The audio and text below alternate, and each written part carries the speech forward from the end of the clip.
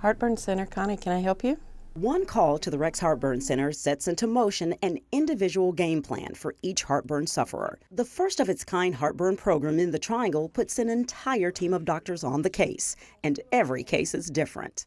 I'm having trouble with my food getting stuck in my esophagus. While Barbara Hawley from Franklin County describes one set of symptoms to Rex endoscopy nurse Rhonda Dickerson, Janice Gregory of Johnston County suffers from another. I have a hoarseness in my voice and constant feel like you need to clear your throat because there's something there that you can't get to move. Different patients, different symptoms. The common thread, without the right solution, the problem can persist for years. They do feel like they're banging their head against the wall, and there are many manifestations of the disease process that can be difficult for anyone to really put a finger on. That's why it's good for us to have cardiologists, ENT doctors, pulmonologists, as well as the more traditional GI doctors and GI surgeons involved, because again, it's a difficult thing to deal with. Dr. Mark Sturdivant, a surgeon with Capital Surgical Associates, joins a group of physicians and surgeons on this heartburn board. The group ensures that patients are contacted within 24 hours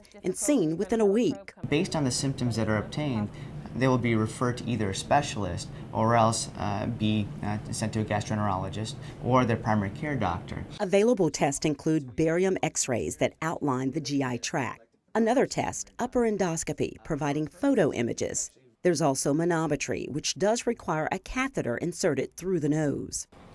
Give me a big swallow. When the patient swallows, it senses the pressure within the esophagus and tells us how well the esophagus is contracting, how well it's moving in a coordinated fashion. To test for acid, doctors deploy the high-tech Bravo capsule into the esophagus. The capsule is this right here. This capsule stays there for about 2 days and measures the acid content that returns from the stomach into the esophagus. An additional reflux test, pH with impedance, requires wearing a catheter for 24 hours. This is a test that allows us not only to measure the pH that is brought back into the esophagus, but also to measure non-acid reflux. With a maze of symptoms, tests, and solutions, the Heartburn Center provides a clearing point for the best direction. It will be a boon to the community. It will be a boon to the primary care physicians who have worked with these patients and who just feel like they've hit a wall.